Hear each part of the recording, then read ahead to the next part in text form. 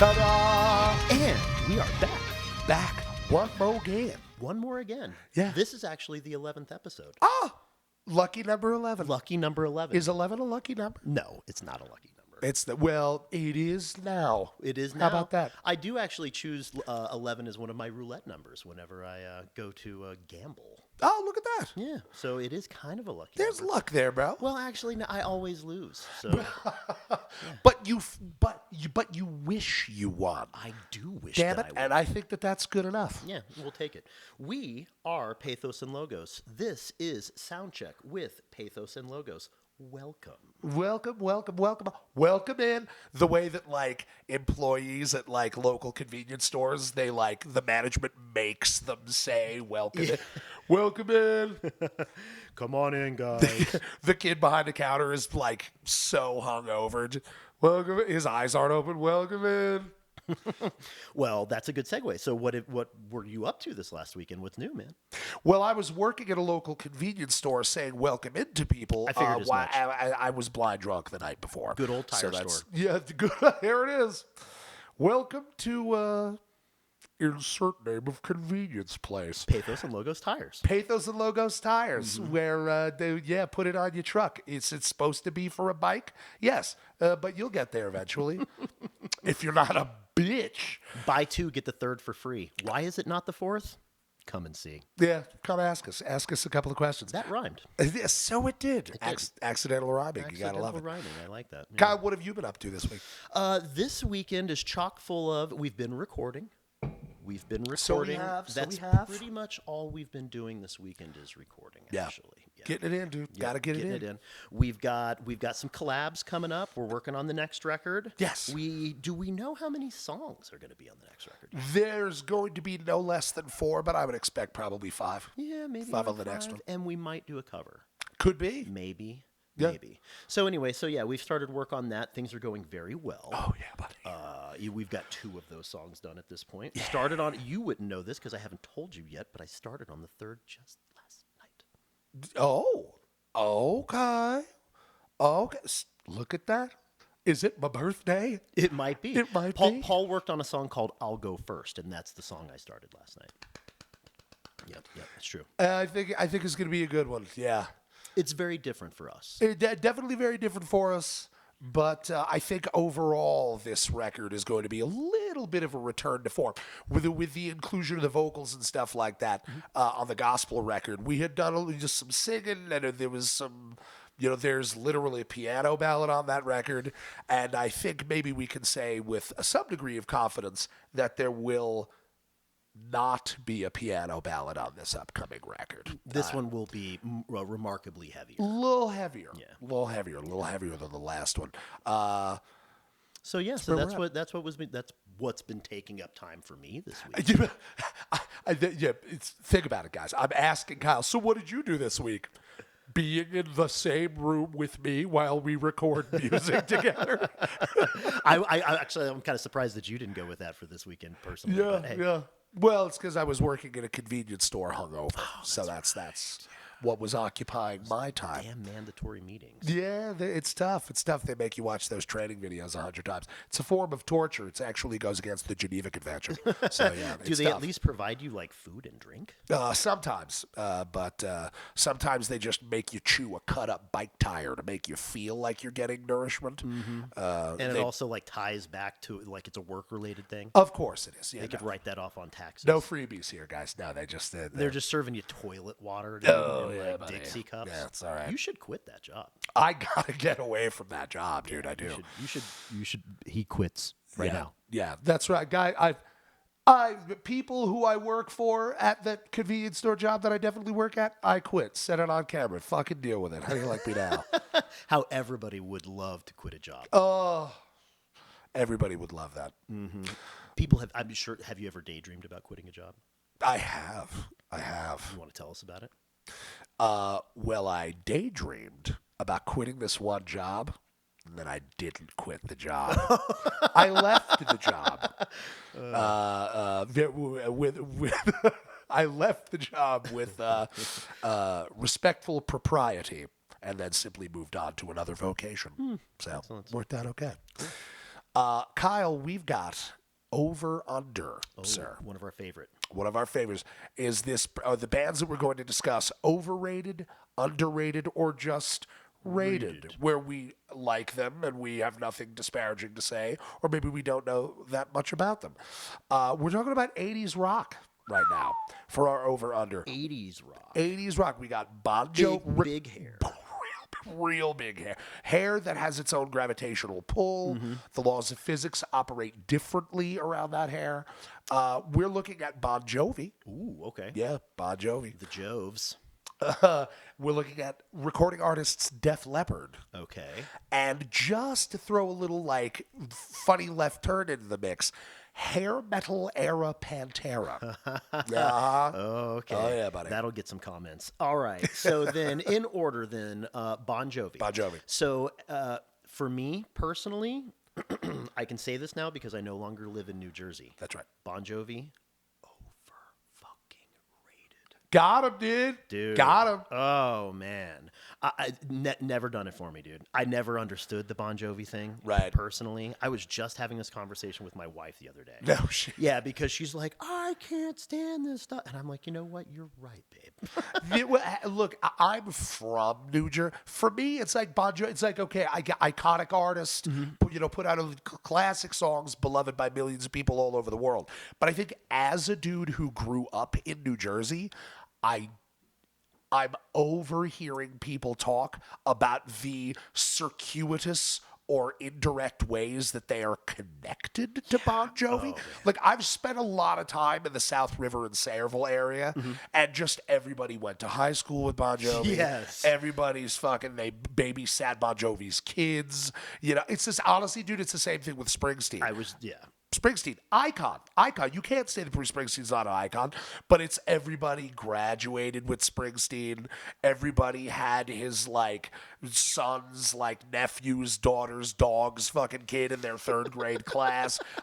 People are just you start clawing for ways to be connected to these iconic people. Yeah, everybody there definitely has their 6 degrees of insert New 6 Jersey degrees musician of Bon John Bon Jovi, dude. John Bon Springsteen. John Bon Springsteen, yes, that's right. So I just I'm over, under, whatever it may be. I just am cool, man. I get it. You know Bon Jovi. Def Leppard. Def Leppard. Okay. I don't have any personal feelings about Def Leppard, right? But I gotta say, I gotta think that they're underrated because the drummer's only got one fucking arm, man. He came up. It was technologies that were invented so that he could continue to do the game. Because it's his right. Is it his right arm or his left arm? I don't even know, dude. I should be ashamed of myself, actually, because the studio that I teach at in Longmont are personal friends with Rick Allen from Def Leppard. Oh, you are busted now. So, yeah, see that? No, so I should know which arm it is, guys. You just got fired. You can.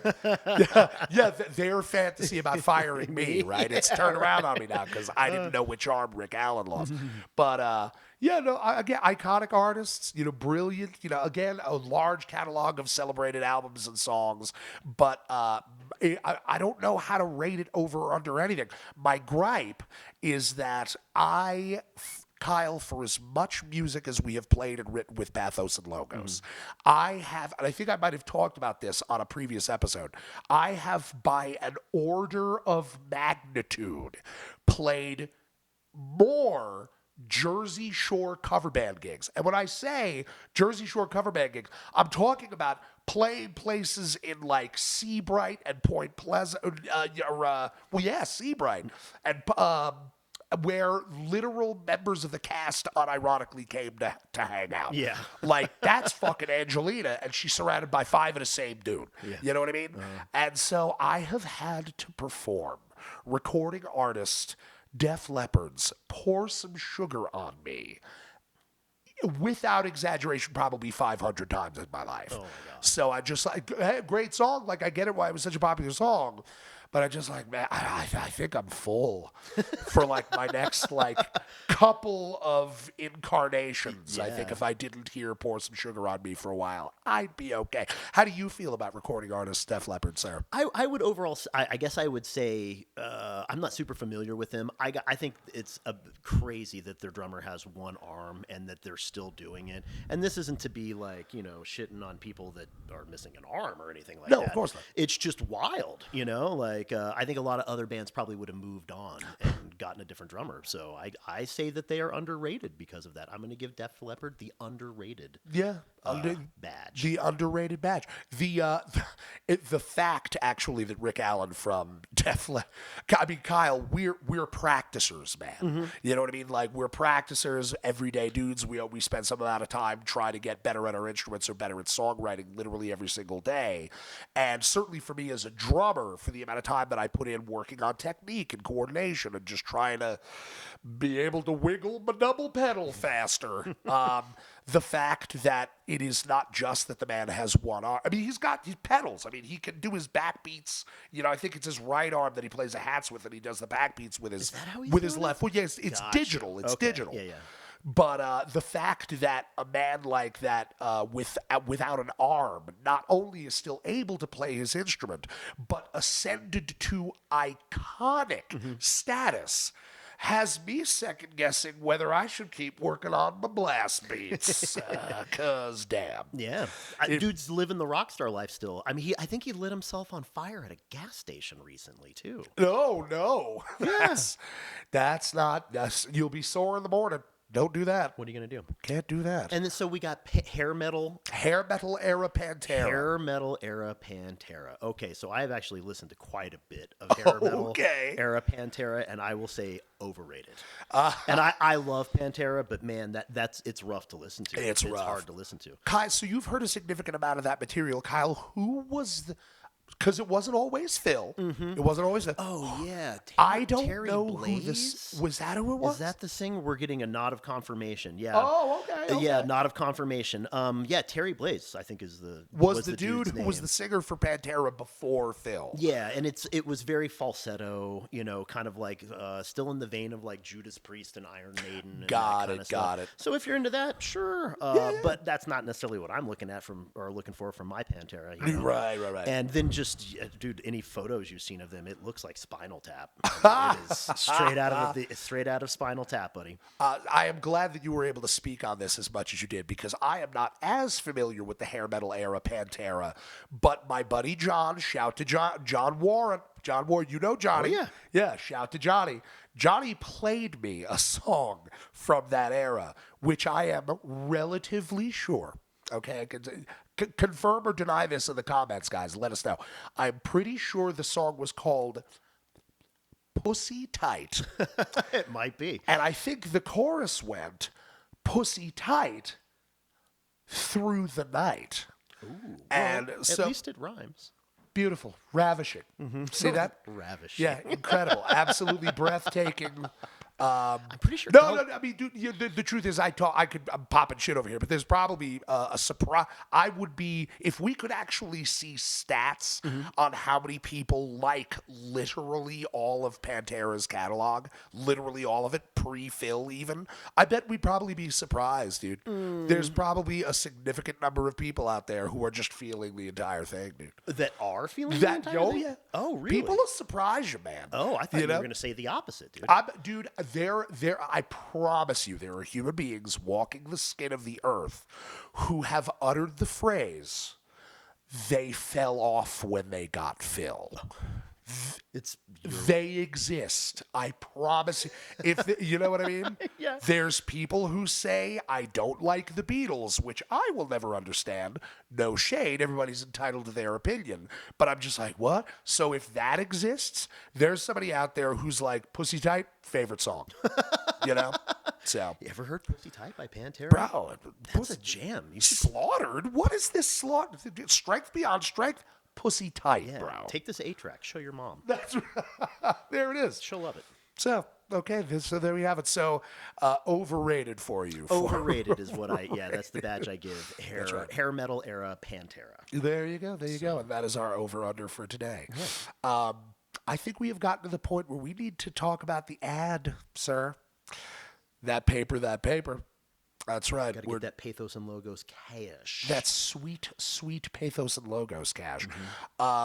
Today, we would like to promote our down-home Creole restaurant called Pathos and Logos' Down-Home Creole Restaurant. Kyle, would you like to tell the good people of the internet what we specialize in at our very successful and amazing restaurant? At our down-home Creole restaurant, you can get soul food staples like chitlins. You can get soul food staples like grits. You can also get soul food staples like chuckle. For those of you who don't know what chuckle is, that would be the fried portion of the pig that is located between the tail and the anus, and it is delectable. Oh, yeah. Oh, dude, if people are out here eating Rocky Mountain oysters, there's people out there that are loving them some chuckle. Gotta get some chuckle.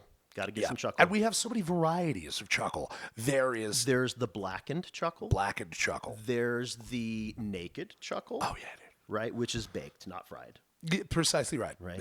Yep. We've got the keto chuckle. We gotta be mindful. We got the keto Health forward. vegan chuckle, which don't even ask how we prepare that. Or what it's made out of. All we can confirm officially for you on the show is that it is not made of meat or cheese. You'll digest it. You will. It's technically vegan. But And then for all our Hebrew friends, we also have the kosher chuckle. So stop in to Pathos and Logos' down home Southern kitchen that's right. and pick up a down home staple today. And pick up your particular favorite brand of chuckle. My particular favorite is going to be the blackened chuckle and grits. Ooh. Yeah. As a matter of fact, I'm also a grits man. I like the ghost chuckle. Ooh, where right. there's the ghost pepper sauce. I'm a big fan of the juggled chuckle, which is actually uncooked chuckle. It's just that a man juggles it in front of you while making unbroken eye contact with you. There's the we can't forget the beignets. They're like our version of the thrown roll, right? Except right. it's a beignet. That's right. And then we have a fella that just throws it at you. Yeah, So yeah. you need a beignet, throws it right at you. Yeah. Oh, that's right. Yes, like the home of the throwed roll in Springfield, Missouri. That's right. We stole it from them. Lambert's, where they just wing the rolls at you. Shout to Katie Douglas, Lambert's. They throw beignets directly into your face. Do you get a face full of powdered sugar? You absolutely do. Does it make it momentarily hard to breathe? Yes. Is sugar hard on the skin? Proven to be. Don't let that stop you. Have a couple of shots at the bar, get a beignet thrown in your face, and then have the same guy who threw that beignet juggle raw chuckle in front of you and then force feed it to you. Yes, Pathos and Logos' down-home Creole Southern Kitchen restaurant. We definitely, for a fact, are Zagat rated, and there's no rats or cockroaches in there. We get 11 Zagat stars. That's right. It's a family-friendly restaurant. That's So right. Bring the Precisely kids. accurate. Yeah, kids eat free on Tuesdays. Yeah, So yeah. Come on down. stop in. And back to the show. Okay.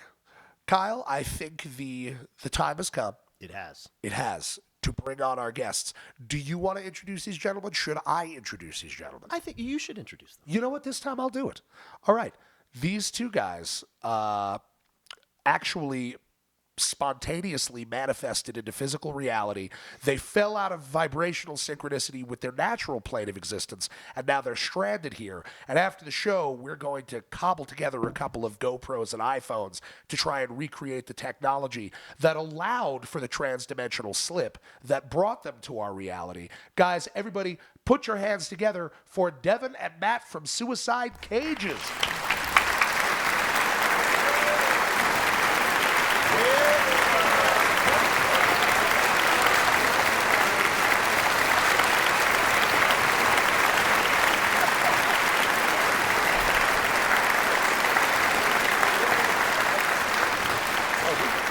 Before we get started, I do want to make a statement on Bon Jovi. Oh, go for it. Yeah, please, if you guys don't mind, if you don't mind. Please The do. mic right here. So, We've got some Bon Jovi feelings, do we? John once said, I've seen a million faces and I've rocked them all. That's right. But statistically speaking, that's horseshit. Do elaborate. There's no possible way that at least one person didn't think this band is ass. Guaranteed. Guaranteed.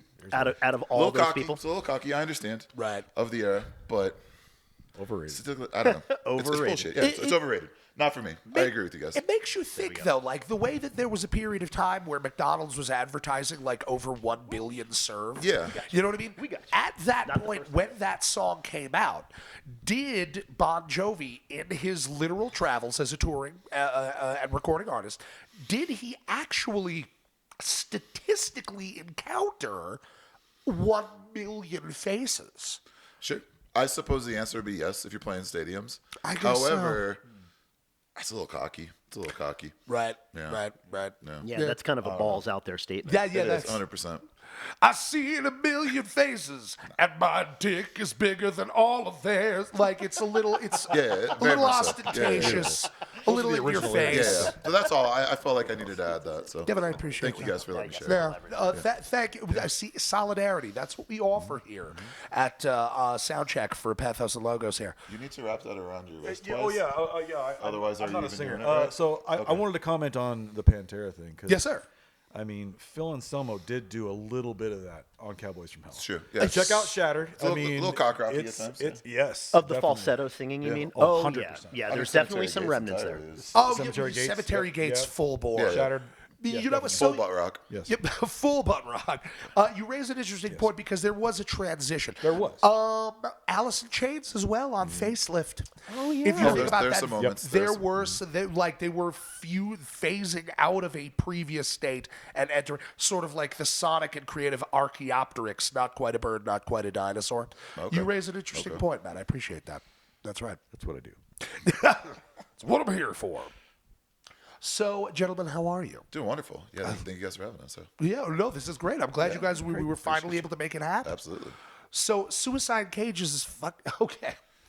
Experts agree that suicide cages is, if I might momentarily borrow from the lingua poetica of Keats and Milton, fucking heavy. Thank you. Yeah, heavy band. So speak on that a little bit. What has your journey been as suicide? What are your individual personal musical histories? Sure. So this is my first like true real band. I had kids when I was young. I had a few bands in college. I never really kind of amassed anything, and then I got married young, as you do sometimes, and I had kids, and then I just kind of took a long break, and then our guitar player Mike and I, through COVID, just he'd asked me multiple times to start a band with him, and I kept telling him no. 1,000 reasons that are all bullshit, and then eventually I had nothing to do. And I was like, well, I can't look my friend in the eyes anymore and tell him no. So we did it, and yeah, man. So this has really been the first band of that's actually like gone out and done something. So it's cool. No shit. See, now that is fascinating. We had Jake on from Void Atlas last week. And there's a parallel there. Totally. So Jake was like, I do Void Atlas, and then what did he say? He had only been in one other band. It was in his high school, school. dude. Yeah. yeah. So Suicide Cages is like if a fucking dump truck got bitten by a werewolf. It's one of the heaviest bands I've heard in recent memory. That's the nicest thing anyone's ever said about us. By the way. Flattery will get you everywhere. But I just mean to say that, like, it's raw and intense, but it's also very organized music. You guys can't just do what you do. You have to rehearse. You have to focus. The peaks and valleys of all that stuff. Which, mind you, I happen to find extremely impressive. It is tough to create a feeling of variety or peaks and valleys in music that's that heavy. So the fact that you're just like, oh yeah, dude, this is my first serious band. I'm like, This guy though. the rest of the guys in the band have a stronger pedigree than I do. Matt, have you been in like just a billion bands or what? Yeah, literally in the Denver area. Yeah, I started in like '93. Oh, there you go. Yeah, and I was, just like you do, I was the youngest person, and now I'm the oldest person in every band that I'm in. But yeah, I've been in several bands in the Denver area for way too long. There you go. Yeah. So then, how did Suicide Cages specific? This is your first one. This is roughly your 8 billionth band. Yeah, give or take. Yeah. Right, yeah, a little more off the top, less, whatever. Over, under, maybe. How did Suicide Cages specifically coalesce? So it was Mike and I, our guitar player, and we'd started writing a demo. And we had a few other guys we talked to that didn't really work out. Yeah. And Matt's our second bassist. He's been in the band for about a year and a half. Okay. And so our original bassist, Tom, was in a band with Mike called Cult of the Lost Cause. Oh, cool. And so we called him and we're like, that dude's cool. Let's see if he wants to do it. And then he was like, well, I know this drummer. And our drummer, Rico, who's originally from Connecticut, used to drum in some touring bands. One that was on Victory back in the day. Shit. He was living in Boulder for a while and just playing like kind of like space rock, like not quite jam band stuff, but a little in that world. And we met him and he was like, yeah, it's cool. I like it, but like I really just like Every Time I Die. And I was like, well, why don't you come hang out with us? Right. And so we were like, this is our dude. And we kind of just started jamming. It was great. And we ran that for about 3 years. And then Tom had to focus on some personal stuff. And then this guy had asked us a couple times about being a second guitarist. And we were like, we're good on that. And then we had a job opening. And he was the number one guy on the list. And so That's now awesome. he I is. had to audition. It was the first time I ever had to really audition for a band. Really is extreme. Oh, it was no. Come on, it was grueling. All the playthrough videos you sent us, we were like, all right, we get it. And it was like the halfway through the first song, Rico's drumming, and he looks at me, he's like, and I was like, yeah. And then he went to go pee, and we were like, yeah, that's our dude. Can we just, you just want to tell him when he gets back? Can from we the just shitter? tell him, dude? Like, Yeah, when he gets back from down the hall, we should probably just that's right. tell him. I was like, unless he comes in here and he's a real dickhead, which we all knew you personally. We were like, highly unlikely. So yeah, we got this guy, and we've been grinding for about 5 years, give or take, as a band. That's awesome. So grateful to have this guy who's heavier than hell when he plays bass. Hey, Grateful to First be here. practice, it physically hurt my chest when he was there, and I was like, yeah, this is our guy. that's the Yeah, I was like, we're gonna be just fine. This Left is the mark. What's that? Left the mark with it. Left Yeah, a literal mark. physically, yeah, I peed a little. Yeah. He created microfractures in my sternum. Yes. So I was like, okay, yeah, this is our guy. Yeah. That's awesome. So Suicide Cage is going strong for 5 years. When did you guys connect with Derek and Braeburn? Last 2 summers ago? Yeah, 2 summers ago. He was in Salt Lake City. He used to live out there, as you guys. That's right, You guys see that's the episode, so you know. But he, We've seen that episode. yeah, you guys lived it. Others have seen it. But yeah, so he came to one of our shows out there, and we'd actually played with his son's band before they became Mood Swing Misery. Oh, okay. And I'd met him briefly, but he came and saw us in Salt Lake City, and we just hung out. And I was like, "This dude's here. This is crazy." It was our first time there. Was pretty proud of the set we played, and he was like, "I think I'm gonna restart the label." And I was like, "Yeah, cool." And I was like, "This is probably he's just talking out of his ass." And then I saw him like a month later in Denver, and he was like, "No, I'm really doing this." And I was like, "Oh shit, okay. Like let's have a real conversation." And so that was kind of how that formed. And That's he fucking wanted awesome, to, kind of work with us going forward. And we're like, "Well, we got this new guy. We've got some songs written. Let's finish the CP, and we'll have a real conversation about it." And I mean, he's done everything he said to this point. It's been really cool. Yeah. Yeah. Derek knows what he's doing. Derek knows what he's man. doing. Yeah, man, he's got a cool vision, and I'm grateful. He kind of built the origins, the beginning around us, and now it's kind of growing into this bigger thing, and he's doing cool That's shit. fucking awesome. Yeah, he's doing dude. cool shit. He's good people. Yeah. Good dude. Kyle, you had a look as if you were going to say words. Oh, I was just agreeing that. I was going to say words actually. Being the first signing to the label, that's got to be pretty cool because at a certain point you're getting all of the attention on you. Yeah, we were. He's been good to us. Yeah, it was very cool in the beginning, and I mean, I think we also understood that it was a growth opportunity on both sides. It's very truly a team effort, and we had a bigger trajectory at that point than he did. But when we announced it, it brought him up, and then we've been growing together, and so. Yeah. That's awesome. Yeah, the more bands he brings on, and I was just trying to make sure this logo for DeHorn gets shown. DeHorn, baby. Got to rep the home team. Yeah, man, it's been incredible. Like, it's been really, really cool, and he's done some really cool stuff with us, and we've got a few things planned for next year with him as well. So That's awesome, very grateful. dude. Yeah, very grateful for Derek. You brought up Salt Lake. Right? Yes. So now Kyle and I actually talk about this all the time, man, about how very shortly after COVID, like we played in, what was it, Thornton or something like that? The day that quarantine was lifted or something. Show was packed. wow. Yeah. Packed the fuck out. Yeah. But then it seems like, let us know your feelings about this, fellas, that ever since that time, what was maybe at a certain point a vibrant, thriving scene of people coming out all the time, it's been spotty. Sure. It's been tougher, dude, since COVID, kind of since that initial wave of people being like, fuck, I'm allowed to go outside again. Sure. Yeah. You know? And so yeah, like it's rough a little bit trying to get things organized in terms of getting the people to come out. But you had said something about Salt Lake specifically before the interview started. As a matter of fact, about it's sort of like you started to coalesce. There's a scene happening for you guys out there. It's starting to feel familial for you in Salt Lake. There's one venue out there called Ace's High Saloon. Okay. That's absolutely incredible. And they've just embraced us from day one, and they've got like a really cool culture. And when you've got a city like that that's kind of built foundationally on something very different than metal, Right. like this becomes this kind of little ecosystem that exists of just really cool, like-minded people. And I mean, we've never had a bad show there. We just played there last weekend. We try to make it out as much as we can, at least twice a year, just because it's warm, man. It just feels nice going in there. It's just a really cool. I mean, they've got a giant Judas Priest mural. They've got like a collection of death memorabilia on the side. So like, yeah, you just walk in, you're like, this is fine. We'll be fine. So yeah, man. Like we played an old church out there once, and it was pretty cool. And then we played Ace's High, and we're like, until we outgrow this, if we ever get that lucky, there's no reason to play anywhere else, man. Yeah, just keep on going. I saw a video recently, like a behind-the-scenes video. I think it was Revocation, and they were playing it. Yeah, they played They just they're like the week before us or the night before. Yeah, something yeah. like Yeah, that. they did like a video of them Yeah. like kind of moving stuff in and moving stuff out. Yeah. Just like a BTS kind of thing. Yeah, it's a really cool spot, man. It's probably about 250 cap, and it's just the perfect size for a town like that, and it's awesome. You see, Perfect. That's fucking beautiful. Yeah, That dude. was really why I was bringing it up, man. Is because it's just so wonderful to hear about a consistent turnout for a killer band that has gone to the trouble to go out of town and just fucking shout to Salt Lake. Yeah, dude. it's not always the case, man. Yeah. It's not always the case. Salt Lake's been very good to us, so we love those guys Awesome, dude. That's awesome. out there. Yeah. Are there any other places around the United States that you guys play frequently?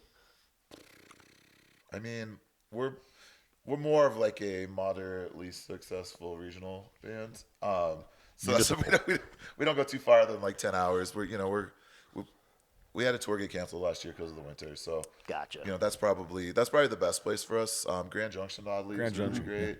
We've played Trinidad, and that was awesome.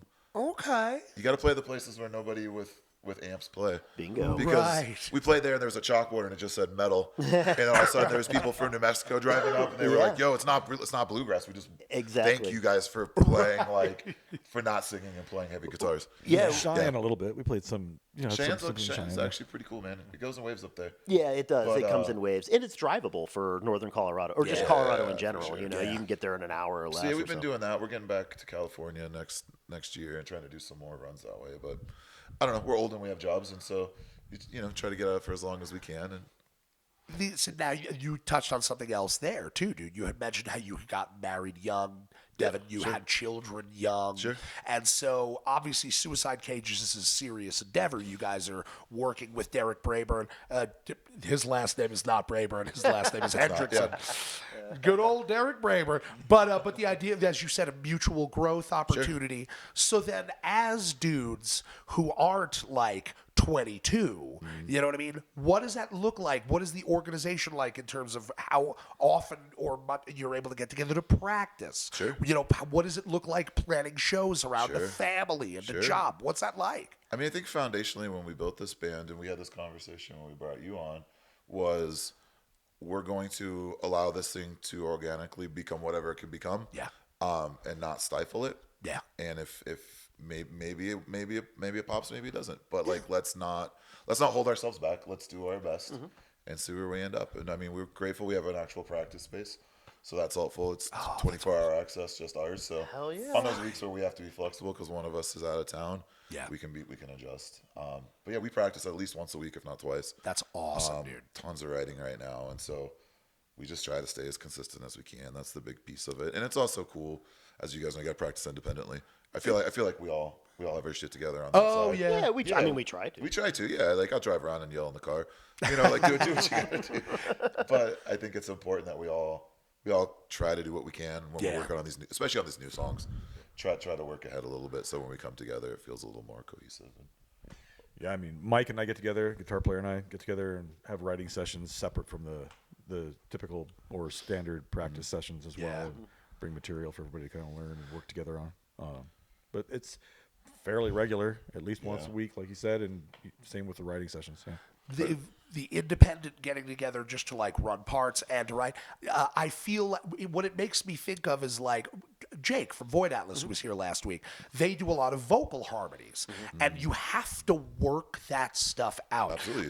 I am constantly offended by the phrase "throw some harmonies in there." Motherfucker, you don't throw harmonies in there. You work them out. You work them out. And so everything that you just described about like not just the hard work ethic, but almost like for music like what you do, and I think more broadly what we do as modern metal musicians, dog, you have to. Yeah. There's a certain basic level of physicality to this music and just being able to, I mean, you hear stories about dudes like drummers like jogging, like to keep their cardio up. You know, if you have to.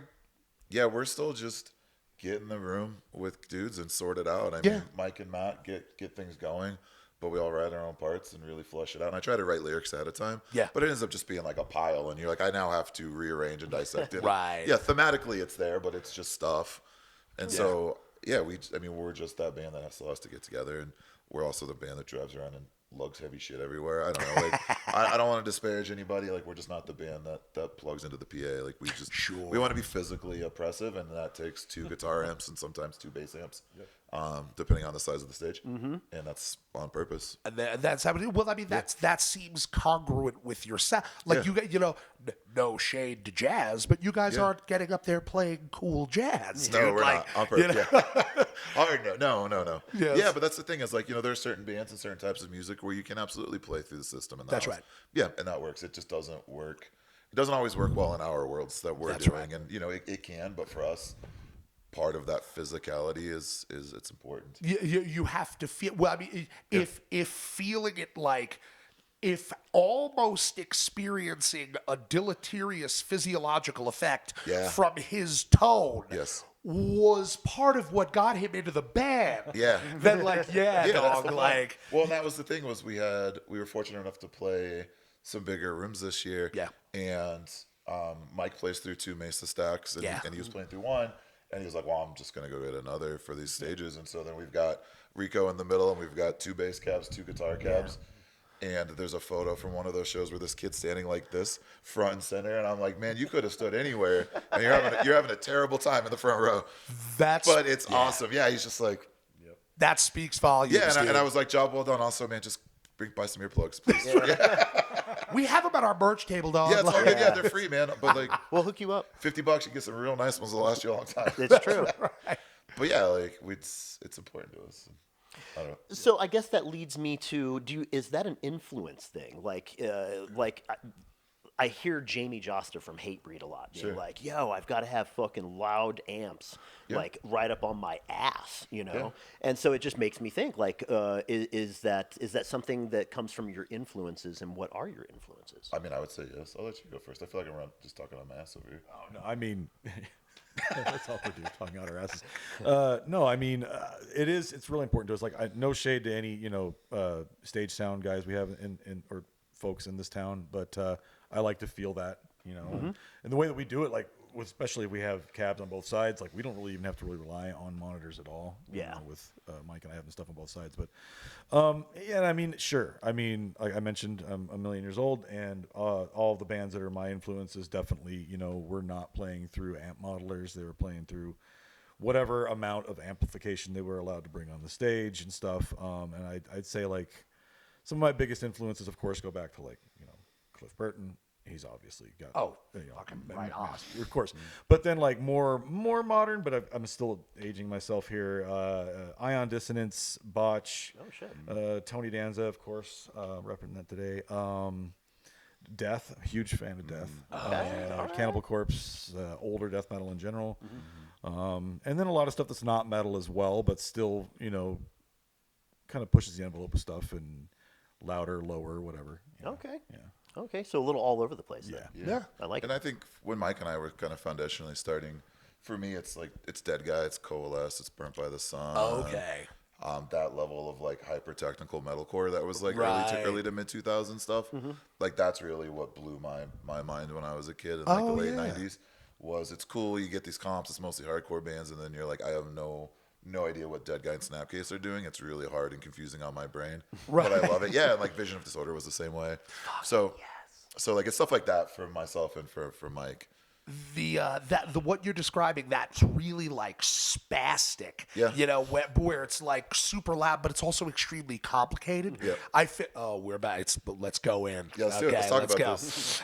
When That's I my was bread and butter. when I was in college, the music director would talk about this thing that appears in art called the Apollonian Dionysian dichotomy. Apollo, the god of order, and then Dionysus, the god of like wine and partying. And he goes, all great art perfectly straddles the fault line between the Apollonian order and like for all intents and purposes, order and chaos. And you talk about those bands, and that's what I think of is like, okay, it's insanely loud, crazy intense, but those compositions, this is really what they were, you know, where there's a certain level of organization that is extraordinary. Absolutely. From a technical standpoint, from a conceptual standpoint, you can't just be like, all right, fellas, what are we feeling today? And then like, we'll all play in fucking 50 different time signatures. Like you have very to much work. so. Yeah, you have to work that stuff out. So that's what I think of. There's a beauty when it's sort of those two things like balance each other perfectly. And I think that's what, I mean, I'll speak for us. I love Meshuggah as much as I love Blood Has Been Shed.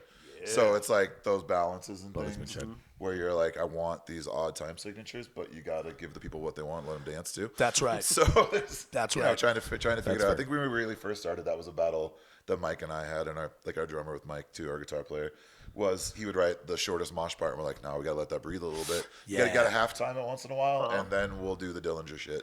You know, like, and so I think what's been cool is having him come on board, and he had a mountain of old riffs that he never got to use back in the day. That's been really cool, and he and Mike have really been working around just bringing cool shit to the table, and then Rico and I can kind of flush our pieces out. That's cool as fuck. So we're trying. Yeah, we got 11 more songs to write before the winter's over, so we got some shit to do. Hell yeah. So yeah, it'll definitely be at least twice a week. Oh, that's awesome, dude. I am so happy that we got to hear somebody else other than me or you.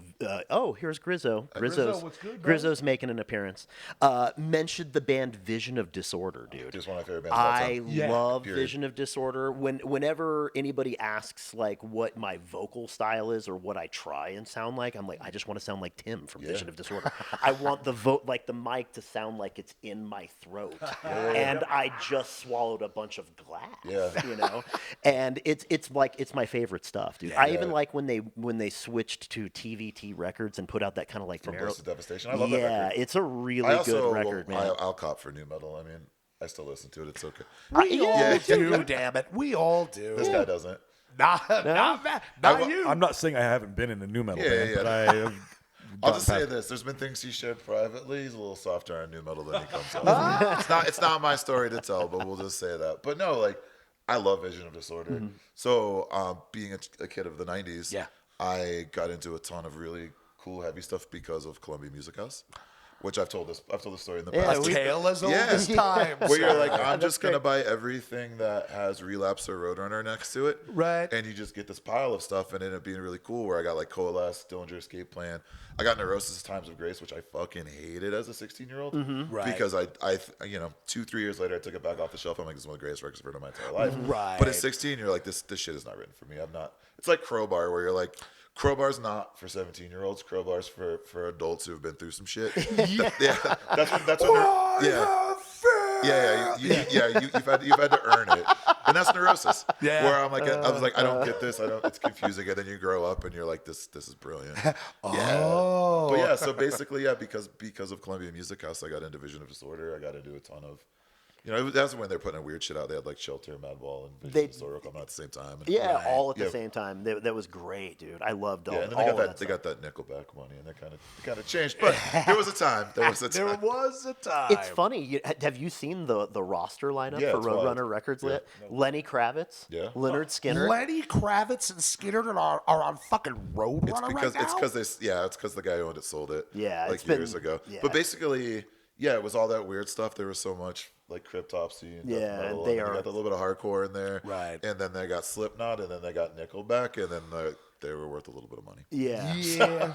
Yeah, oddly enough, Yeah, I think things both changed. I think both those bands hit around the same time Yeah. too, and then it was just. Oh yeah, the value Roadrunner of that took off. label changed. Now they just buy like classic catalogs. Yeah. You know, and just Right. kinda There's own quite a the few that- catalogs. yeah. Yeah. So. But yeah, so that changed things, man. I love Relapse. I still listen to, I try to check out as many different Relapse albums as I can. And Yeah. some great Denver bands like Primitive Man's on Relapse, obviously, and so there's some cool stuff. Relapse is a Pennsylvania label, right? Yeah. No still- shit. I'm pretty sure they're at a Derby or something like that. I Sounds right. They never are knew definitely that, Pennsylvania. dude. Yeah. I knew that Ferret was Jersey. Yes. Ferret Records Ferret was was a Jersey label. I had originally moved out to Jersey to work at Ferret Records. Oh, did you? That's why I moved out there. Did you get the job? No. But where did you get the job? I ended up Kyle? working at Tracks East, which is where Oh, a that's lot of sick. your favorite records That's are made. sick. Yeah. That's cool. That worked out for you. then. I had to ship out the tape for Discordance Axis and all that shit back in the day. That's cool. Yeah, when we were getting because we converted the back room that was. Oh, okay. So Tracks East was a mega studio from the 80s, right? And everything was done to tape. So Eric still had a tape library in the back.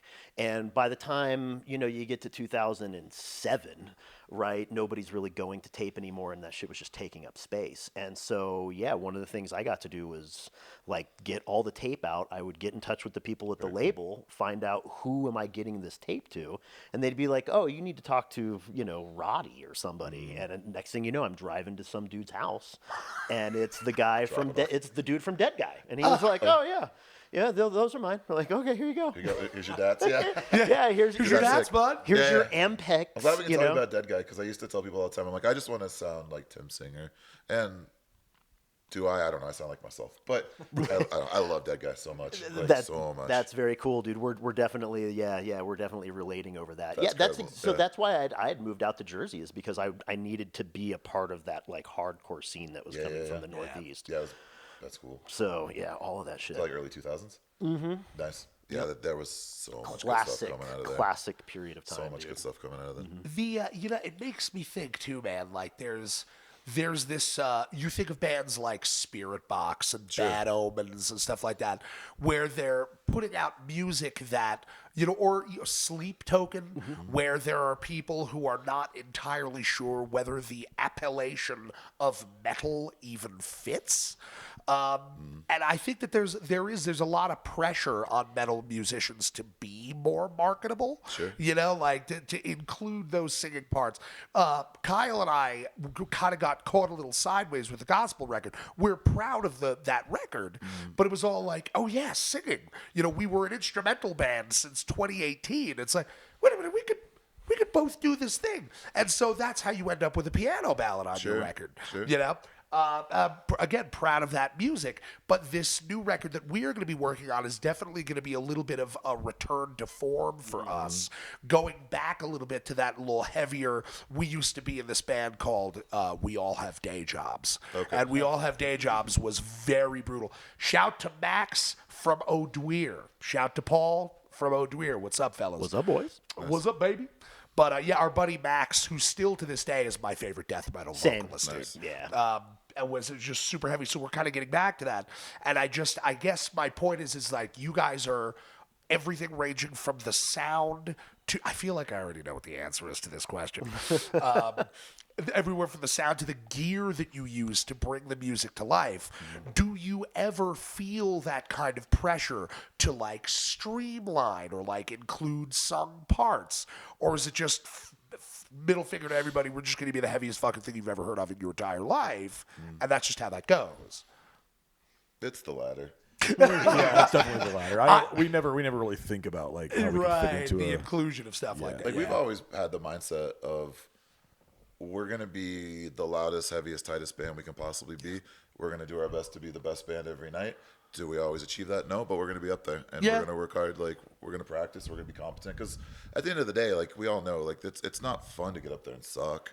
No, sir. Like it's not good to have a bad set. It's not good to be drunk and No. play a shit set. Like so like let's just like bang this stuff out. Let's get really confident in what we do, so that we can put on the best show we possibly can. Yeah, it's the. I don't know. First, admirable. Like that's just having a good like work ethic and mentality about what you're doing.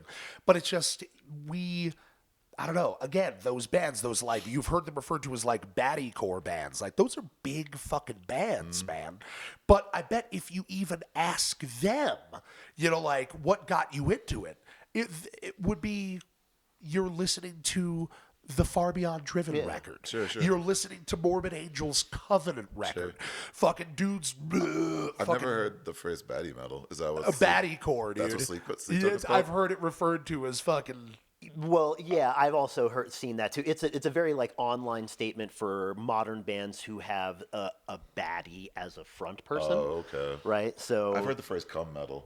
cum metal. I mean, if the shoe Sort of the fits. same. Yeah, sort of the same. Yeah. Yeah, it's like sexy metal, but yeah. Anyway, sexy okay. metal. Well, That's a good way to put it. No worries. Sorry, I didn't mean to interrupt you. That just kind of caught me. Oh, no. I was like, that- what did you just say to me? Maybe the more appropriate phrase. Yeah. For what it's worth, that it's going to be a great clip. Baddie-core? Yeah. That'll be great. Anyway, here we are. But yeah, and again, honestly, dude, not even any shade. Like there is a craftsmanship Sure. to being able to create music like that. Like people, there are people that look down their nose at stuff like that, and it's like, nah, dog. Like, can you write a song that gets streamed 1 million times? Yeah. So there is something to it. I think that's changing a lot, though, dude. It is. Speaking of like online stuff, did you guys recently see the Chilean Miss Universe Yeah. who did? Yes, we were talking about that last night. Yeah. No, dude, I don't know anything about that. I like was how really cool, Paul's like, yeah. I have no idea. But so, yeah, dude, I'm pretty sure she was Miss Chilean something, Or at least right? one of the runners. think Yeah, she she's was- part she of was the a pageant ki- for yeah, sure. she Oh was a yeah, she was a candidate. part of the Yeah, pageant yeah, I thing. don't know if she won or not. She Yeah, should've. I'm not very well If she didn't, versed she in should've. the beauty pageants. Yeah, she should have because her talent for the performance or whatever, she had a dude out playing guitar. Yeah. And they just did some brutal death metal. It was dude. her band. Yeah, She supposedly was it's her own band. Okay, yeah. there Yeah, you go, it's- dude. And it I was wasn't sick, and sure it that was- was a cover. It was really cool. And I couldn't believe it. Find I the shouldn't say I clips. couldn't believe it, but she Yeah, was. You it's should cool. find the clip. It's almost unbelievable because you're seeing a just Ravishingly beautiful woman. Yeah, it's really cool. It's really cool. And she, yeah, it's Sounding fucking awesome, dude. yeah, That's dude, great. and just like fucking mad face about it too, dude. That's great. She would be the front person for a Baddie-core band.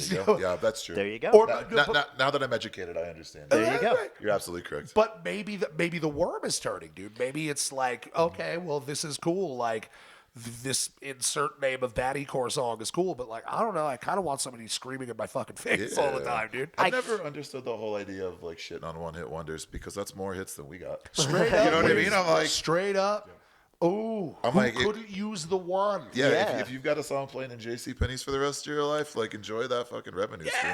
Man. You think the Who guys am I- from who am I to say yeah, that? you think the guys from Semisonic who wrote the No. closing time Yeah, song? dude. You think they're upset every time they Every get those time- fucking checks? Dude? Yeah, they're just cashing checks, man. No. Deep Blue something Yeah. is not upset that they have breakfast at Tiffany's. Yeah, no, not they're at all. not mad. Yeah. They're not mad. Yeah. Good on them, man. Good on them. I'll take just one of those hits. Yeah, please. Just give me one. All it takes. Yeah, then well, we can get that additional revenue stream going. That's right. That's right. yeah, so true. Yeah. Okay, so I've got a question for you guys.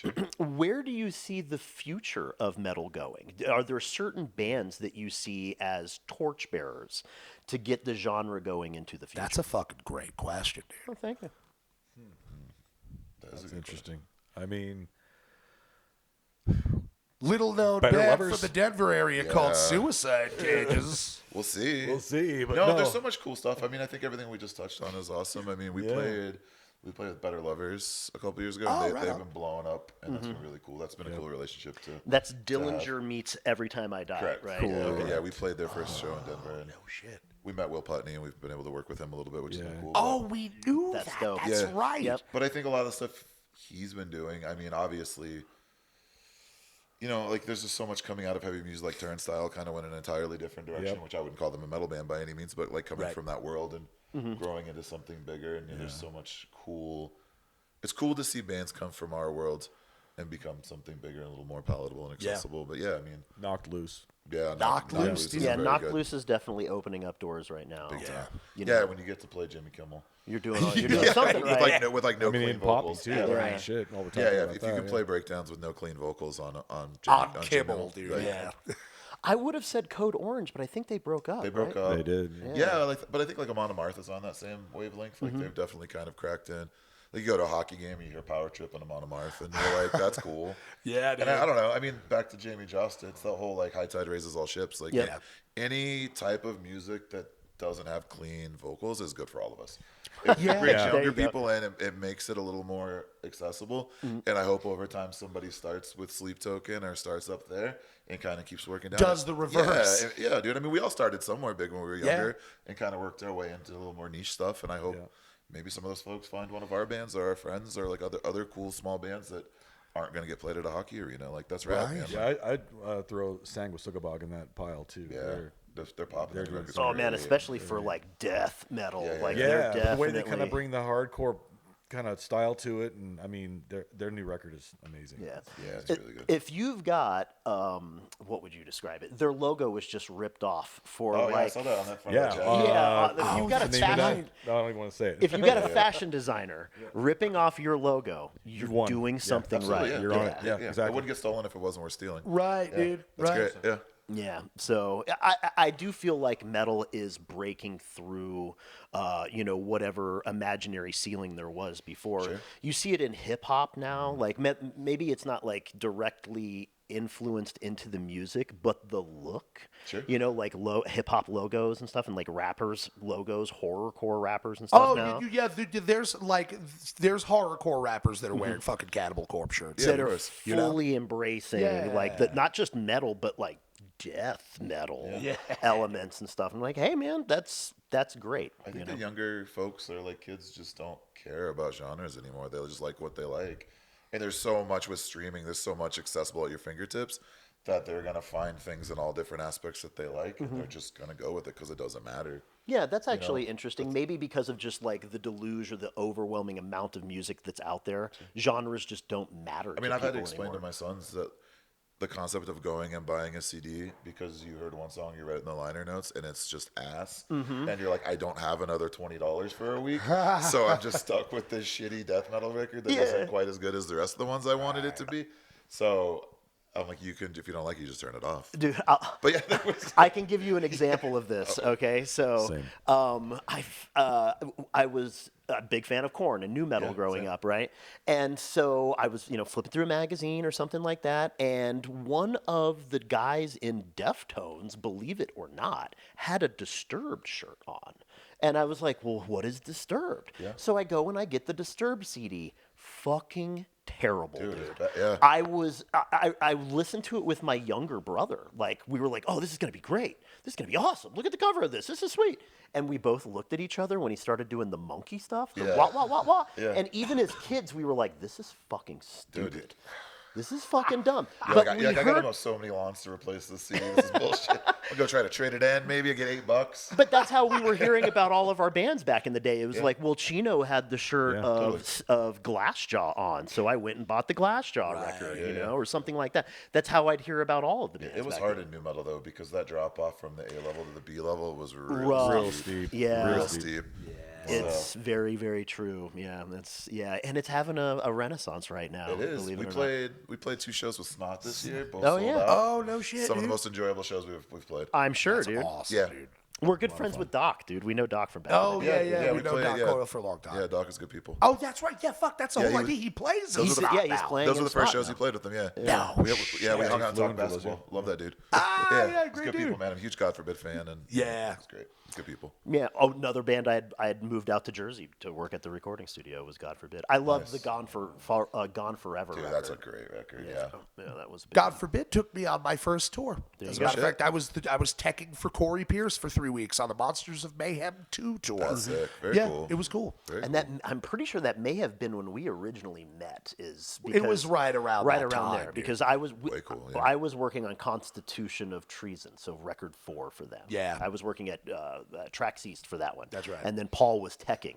And Wild. so that's Yeah, kinda I how- think they did. We had the band before day jobs, and then we formed. We all have day jobs, and then actually through the working for Corey, Hatebreed was the headliner on that tour. Yeah. and so I got work teching for Matt Bird from Hatebreed. I Sick. was on the Ozfest tour back in the day in 07. Nice. and so yeah, we formed the band, and it was like, Well, I'll see you see in you. 2 months. I'm gonna go take this job for a while. Yeah. It was good. That's It was great. cool. Yeah, it was super cool. Very Dude. It was cool, awesome. All those East Coast connections, Jersey, dude. Jersey, dude. strong, man. That's where Yeah, that's that's where right. a lot of it. Yeah, it was dope a lot as of it's fuck. coming from, dude.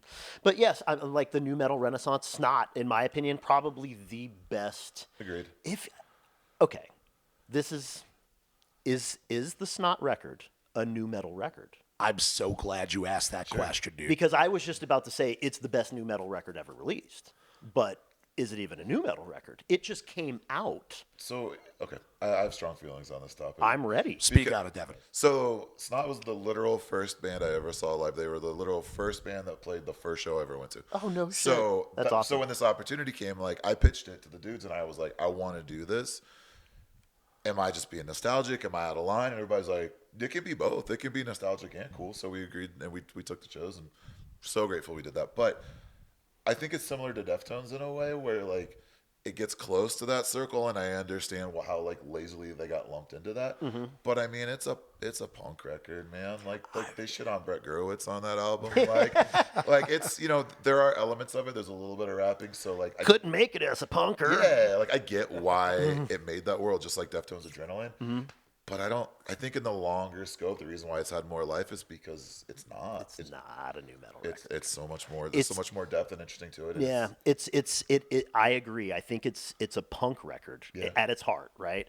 It's a punk record with new metal makeup on it, right? And you know the guys looked like new metal dudes, you know. But yeah, I think that's why it stands out to this day too, is because it's not the first Korn record. Well, and you know I think what I mean? this, in a lot of ways, like you're better off being tied into a scene than not at all. Right. And they, you know, I'm sure from like an A&R and publicity standpoint, they got lumped into it, and they were like, let's ride, because you're getting shows and you're getting tours, and you got to take what you can get, especially back then. Straight up. You know, when you can't stream stuff. Straight up, I like the Yeah, pun that's what you intended did there. there. Yeah. Hey. Yeah. I feel like Snot would have been.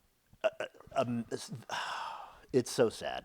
They would have been massive, man. Yeah. You know, like they could have been. You know, I hate to make the correlation to Green Day, but what Green Day kind of became, you know, for a punk band or whatever, like Snot could have easily They done that. very well could have done something really, really special. Everybody has ripped off the sound. Everybody has tried to rip off the look. Everybody's tried to do the Lynn Straight vocals, and nobody can do it. Yeah, the guy that they have doing now, side notes, all the Snot dudes are incredibly nice dudes. Their singer is also in this metalcore band called Stronger Than Machines. Their new singer. Fucking rad. Oh, okay. Really great band. Yo, I guess I'll have But to yeah, check they that were out. cool. Yeah, we played with Skin Lab too, and those were some of the Fucking We Skin go back Lab, on Skin dude. Lab a those lot, dudes dude. were the nicest dudes in the world to us, man. Like That's They great. had no business being as cool to us than they were. That's cool. So- They were also a Roadrunner band, weren't they? Skin Lab? I think they were. believe so. I think they were on. I'm pretty sure that's why I bought the record. Yeah, Because I yeah. was like, oh, Roadrunner band, this should be good. I'm pretty sure I got into them because of Machine Head, and I think it was all because of Roadrunner at the time. There you go. Machine Head, I was big on Machine Head, too. I always like to give credit. My buddy Scott that I went to high school with, shout to Scott McHale out there in Portland. Scotty. Was the dude who like made me my first like metal tapes and Yeah. shit. And he showed me Skin Lab. He's like, "You're a drummer. You will like this drummer." And I did. it was dissolve. Yeah, it was wild, dude. It was awesome. Check Yeah, out the that band's best runner wild. ever. That's another one of those bands where, like, in my head, I was like, I think they were more new metal. And we played with them live, and I was like, absolutely not. Absolutely There's not, so dude. much groove and other stuff to it. I think it was, I don't know, I just misremembered it. But yeah, that was one of those bands I was like, fuck, this is heavy. This is so good. Yeah. So you do enjoy openly, in an unguarded way, a certain amount of new metal music, right? Yes, 100%. I don't believe He does. in guilty pleasures. I don't give a shit. You like- Right. No guilt. Yeah, no, like no what guilt. you like, man. I grew up on Limp Bizkit. I've seen Limp Bizkit across 4 different decades. Right. Usually about once a decade is plenty, but I've seen them. But yeah, man, I still fuck with. I still love new metal. You love it, you know, but dude, I think we ought to a greater or lesser degree. Yeah. That, So you know, you- like no guilt, just pleasure. Didn't Derek say that? I think Derek might have been the one to use that phrase. Maybe. No, Yeah, I've- or it was maybe Bobby from Circling Over. There you go. But I believe I've had that conversation with all those guys. So well, and Tony specifically from Circling Over, he and I have talked about recording Cold Chamber covers and just doing it because we have a shared love for Cold Chamber, and we were like, we should just record a couple of covers and just throw them online just because we want to. Why not? the reason We might need a drummer. nothing We'll see. Whenever there's enough time, Right. we'll have that conversation. Dude, the reason why I bring up the new metal thing is because you touched on Machine Head, Yeah. right? And the Burn My Eyes record by Machine Head. And I liked the More Things Change, too. I liked that record as well. But definitely Burn My Eyes was like nothing I had ever heard before in my life. And then Rob Flynn sort of steered into the new metal thing, I think, the starting with cornrows. the Burning Red. Yeah. And, yeah, the cornrows and shit. And then, like, just sort of stayed in that lane. Like, there was that, what the hell, there was some crazy thrash song that he released as a single with Machine Head a couple years ago. Is the one that we were listening to when we were like listening to. on our way to Texas And or something we were like that. oh, I hope the whole record is like this. And And, it's- that was the only track that was this Yeah. crazy thrasher. Yeah, I can't remember the name of that song. They're an imperfect band, but they have some of the best like thrash and mosh parts I've ever heard. They Especially sure on those do. first two records. I'll cape for the first two. And I Yeah. like the Burning Red as a new metal kid. Yeah. I like that record. That was You really played what I with was them getting back at. in the day, I didn't you? did. Yeah, we opened for him in 2007, I think, at the Gothic. Yeah. Yeah. What band was that? ASA? Yeah, it was ASA. Nice. Yeah. Yeah, I guess that was what I was curious about, is just your take on Rob Flynn's take on new metal. What is Rob Flynn's take on new metal? Oh, well, just the fact that the first two records were thrashy and then the rest of it was new metal. I don't know. He forever had and ever on it. cornrows and basketball jerseys on. Like He had the look, I guess, don't know. right? You can't dip your toe in and then try to say you're something you're not. You're right. I mean, I don't know. Like you can still beat ass to Davidian. It doesn't matter. But you got cornrows, man. Yeah. It is what it is, and that's okay. That's right. I don't know. Yeah, I guess that's an interesting thing to think about because it would be there are plenty of artists like David Bowie or whatever that condition their audience for changes, right? Like literally a pun for David Bowie changes. But he's gone through the David Bowie era. He was the Ziggy Stardust era. You know, he was the total androgynous, like pre-Marilyn Manson era. Then he was like Nine Inch Nails, Trent Reznor era. And his fans accepted him for that through his entire career. But I think the only reason that they've done it is because he conditioned his fans to do so. Because it's authentic. He's telling people like, this is who I am. I'm going to be change characters or whatever. If Rob Flynn would have come out of the gate and been like, yo, this is just one of me, or some shit like that, maybe it would have been different. You fools, this isn't even my final form. Exactly. Well, and the problem is like Sepultura's roots made everybody want to put out a new metal record. That's right. Even though that record ultimately wasn't supposed to be a new metal record, it's just traditional speaking, and all of a sudden Slayer drops a new metal record, and That's Machine Head drops a new right. metal Fucking record. hell. Everybody Yeah. gave it their shot. Testament. Yeah. Testament put out like Sometimes it worked, and most of the time it didn't. most of the time it did. Because it was inauthentic. Yeah. You're like, bro, I don't want new metal Slayer. Right. I want Slayers. Yeah, I just want Slayer. Y'all didn't need to change what you were doing. You've been doing Yeah. just fine. That's right. Yeah, that's dude. I go back and I'll listen to You're speaking about Yep, 100%. Diabolus, yeah. And I'm trying to think, what was the song off Blood? They had Bloodline. No, I don't even know the Bloodline was singles on God anymore. Hates Us All. Yeah, what was the single? I don't of that even record? remember. God Hates Us All. It was the title. Oh, track. it was the Disciple. Disciple. Disciple, Right. But But from Diabolus Diabolus, Musica. I'm struggling, I dude. It ended up getting buried so much. I think it's because it came out. It was immediately people were like, "This is not what I want Yeah. from Slayer." Yeah. I remember hearing it at the time, and because I wasn't a big Slayer guy, I was like, "Oh, this is cool, whatever." Right. And then I was like, "Oh, wait, this is the same band that did what?" It's always weird like that. Like it's kind of like the band Fight when like Rob Halford's like, "I'm not doing Priest anymore.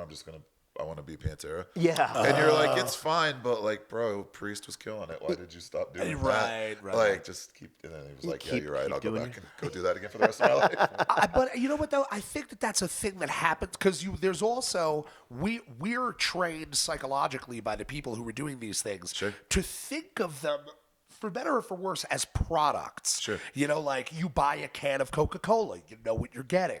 You listen to this band, you know what you're getting. But they're people. Absolutely. And then it's just like, oh, okay, well, yeah, I'm Rob Halford, and I feel like doing something different for a while. Well, we're Metallica. Yeah. We've been a thrash band forever.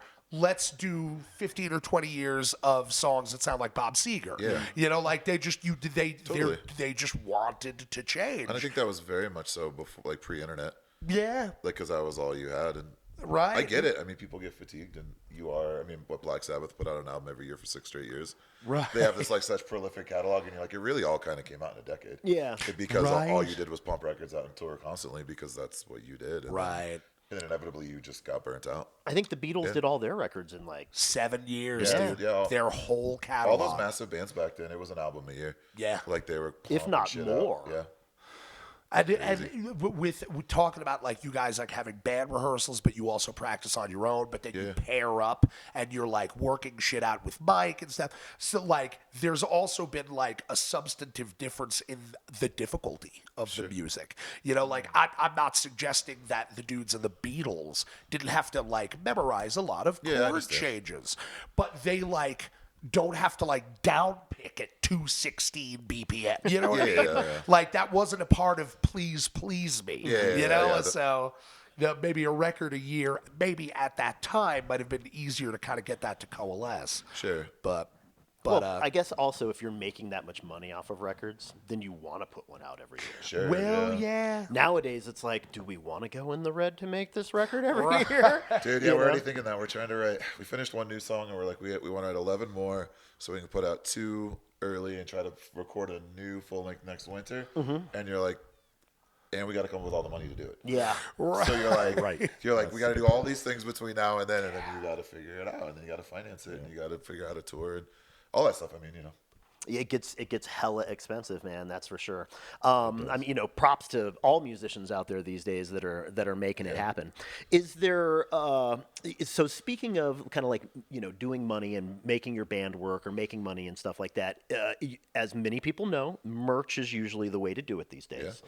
Yeah. Is there a particular merch item that you guys are most proud of, or anything that like sells the best?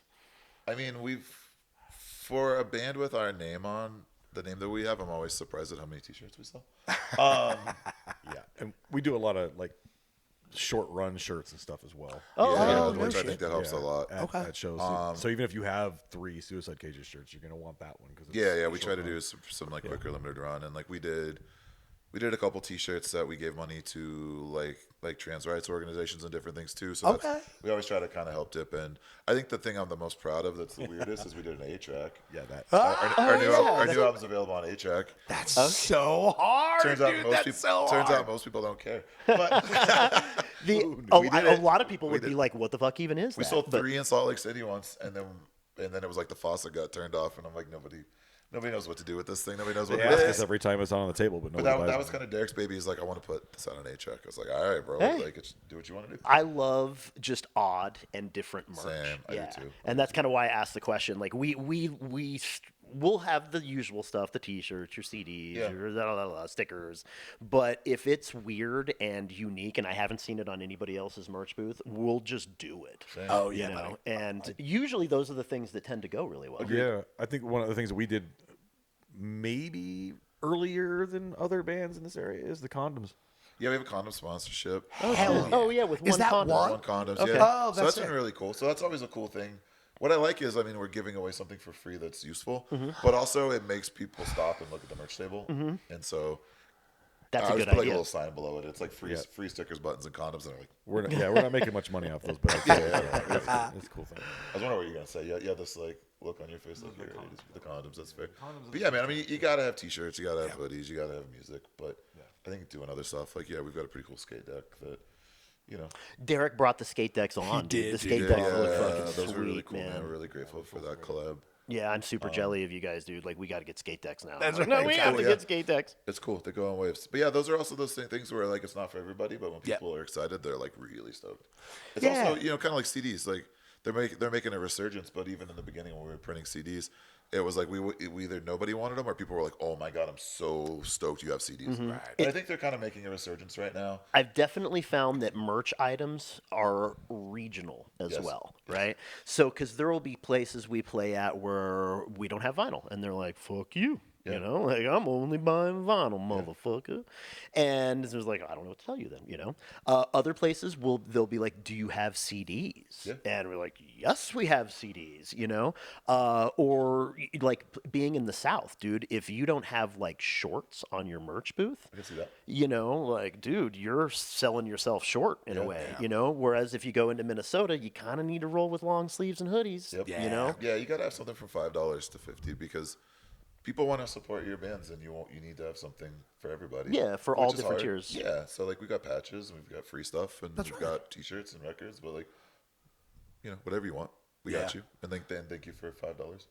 It got dark in here. I think while I was that one talking. just went out behind us. Goodbye. I That's was like, okay. did I do that? No, Fucking they're. I talking? think they're on a 1 hour timer or something Oh, like it's because that. we're running our mouths too long. Nah, we're fucking partying is what we're that's doing. what we doing, boys. Yeah. That's right. Okay, well, you know what? Okay, so Paul's the song guy. I'm the gear guy in the band. Okay. You guys can talk amongst yourselves. So I always like to at least, because there's lots of gear people out there. So I want to at least kind of touch down on this.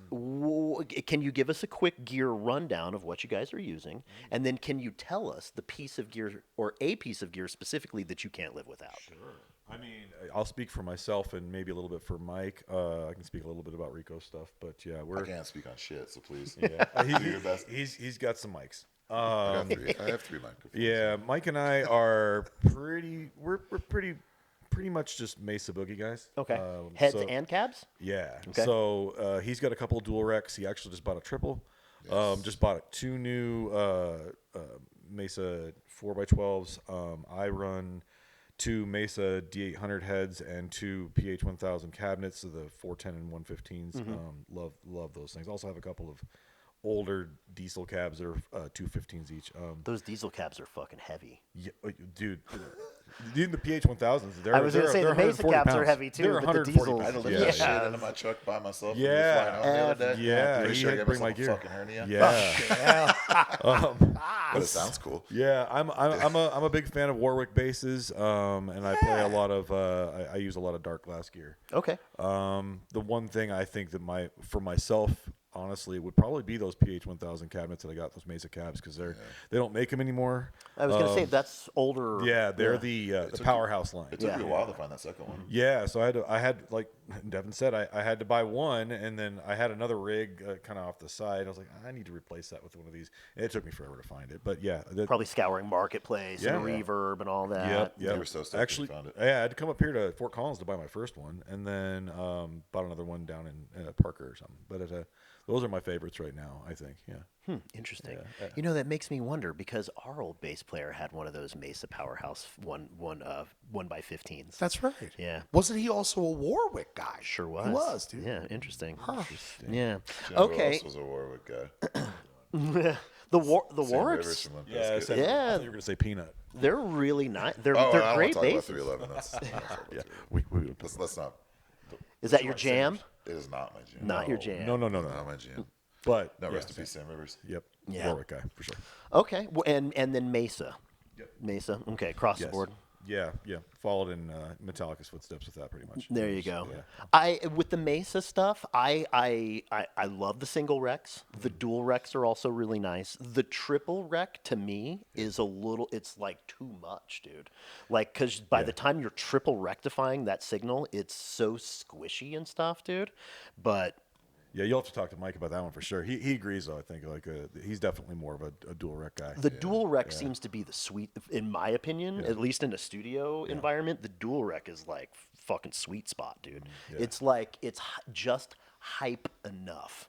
You know what I mean? Yeah, But they're great. Yeah, 100%. Okay, and then the dark glass pedal. I'm assuming, like I the have preamp several. pedal. Yeah. Okay, awesome, man. I even like their the plugin, the dark glass plugins that they're doing these days. Those sound great the too. DSP stuff. Yeah, Yeah. that's really nice. Yeah, and they have that new analog all-in-one, which is I want to say analog. It's anagram. Sorry, anagram all-in-one. It's a great pedal. I want to eventually replace all of my stuff with that. But I like having components. I can move things around and. And it's great for front of house. If nothing else, it's great for front of house because you can just plug that right in there, and you have a cab IR and a head IR, and it goes right to the board, and you don't have to do anything.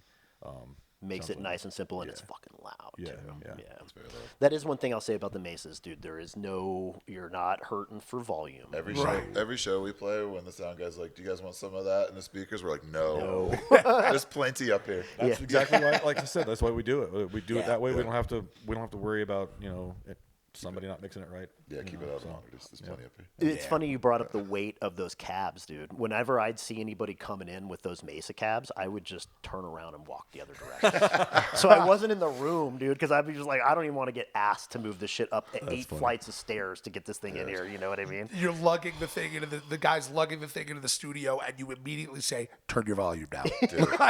You're too loud.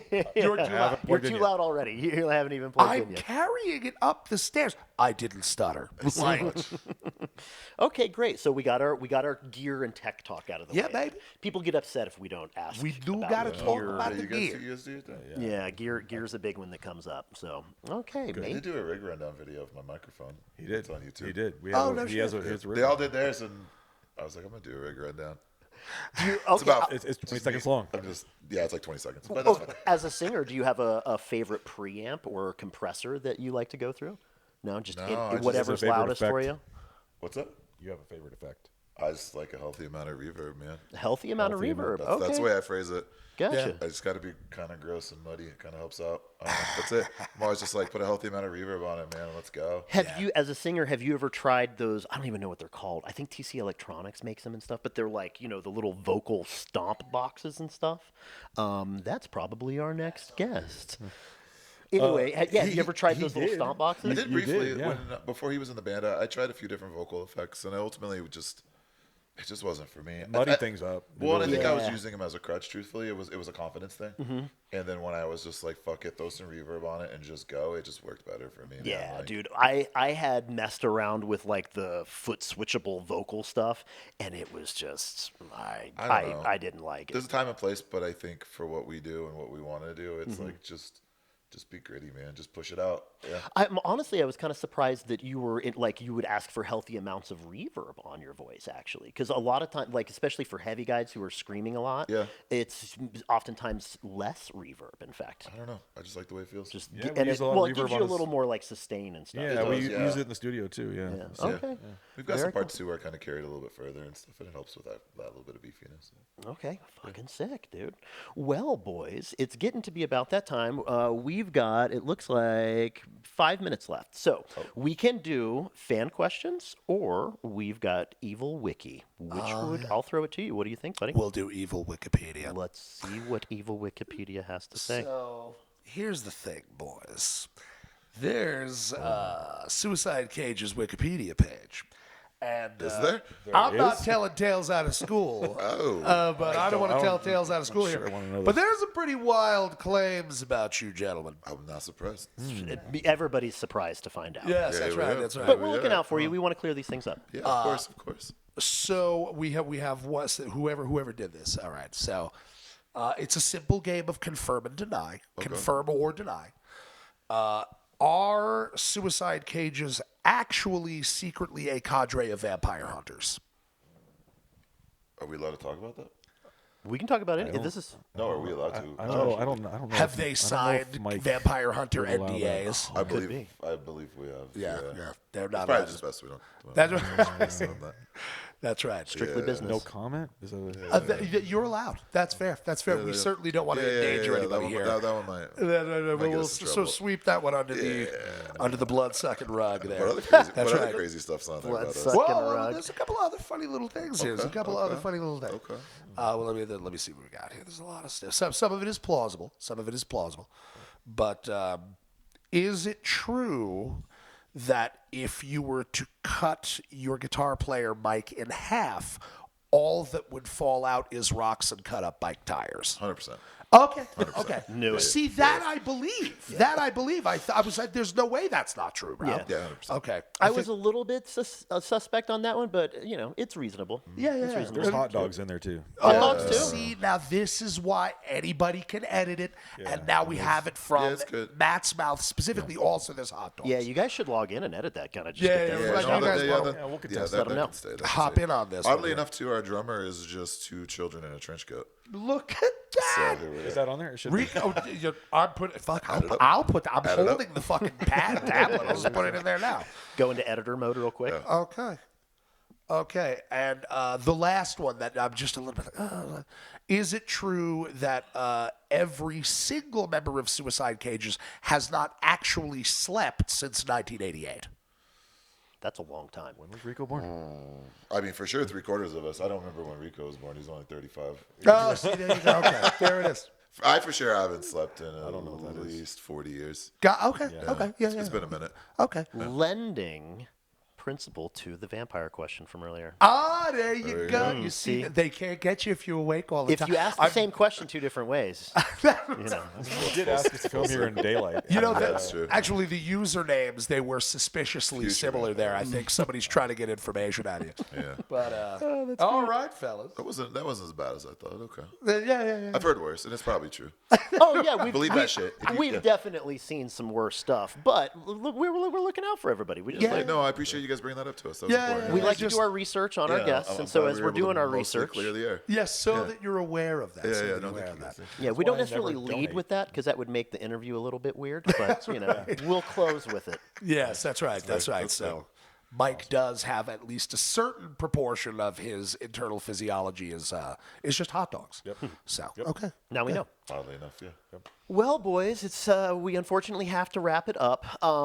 Paul, what do we say at the end of the show? At the end of every show, we say, glory to the order, eat it on the border, vision of disorder.